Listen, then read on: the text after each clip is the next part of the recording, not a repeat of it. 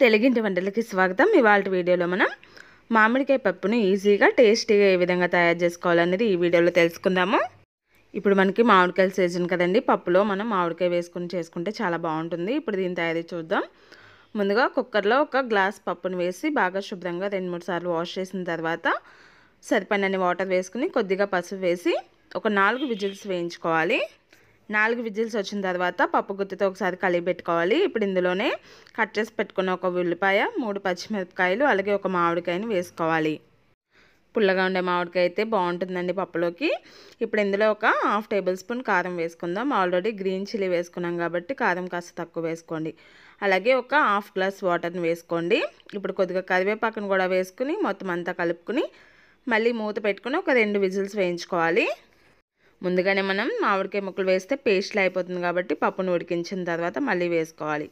ఒకసారి ఇలా కలుపుకోవాలి. ఆవిరంతా పోయిన తర్వాత ఈ విధంగా తీసి కదుపుకుందాం. ఇందులో సరిపడినంత సాల్ట్ని కూడా యాడ్ చేసుకోండి. చాలా ఈజీగా పప్పు మనం తయారు చేసుకోవచ్చండి కుక్కర్లోనే. చాలా టేస్టీగా కూడా ఉంటుంది. చూసారు కదా, ఈ విధంగా కదుపుకున్నాము. ఇప్పుడు పప్పు తయారైంది. దీనికి తాలింపు వేసుకుందాము.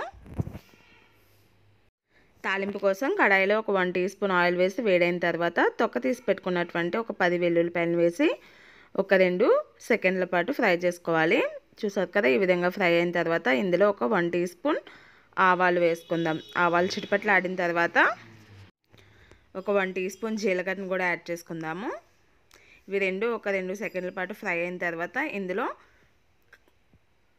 ఒక 2 పచ్చిమిరపకాయలని ఈ విధంగా తుంచుకుని వేసుకోవాలి.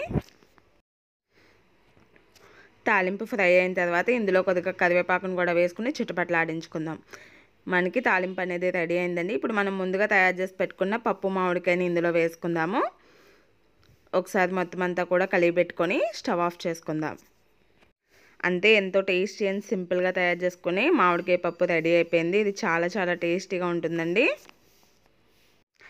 ఈ మామిడికాయ పప్పు మీకు నచ్చినట్లయితే తప్పకుండా మీరు కూడా ట్రై చేయండి. అలాగే మీ ఫీడ్బ్యాక్ నాకు పంపించండి.